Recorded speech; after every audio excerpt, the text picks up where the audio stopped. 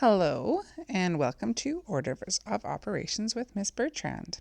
If you're working on this worksheet, you are at the starting level of PEDMAS. So when we are looking at this worksheet, I'm going to help you solve question A and the rest are up to you.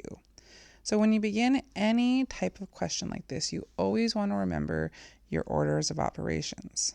PEDMAS, PEDMAS.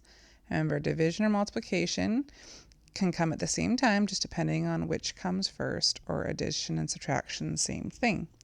So when we look at the very first question here, we have 4 plus 3 times 2.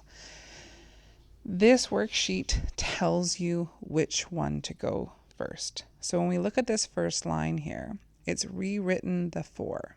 So it says, I haven't touched the 4, so I'm going to rewrite it, and it rewrites the plus. Your job is to solve 3 times 2. 3 times 2, put it into your calculator or do it in your head. 3 times 2 is 6.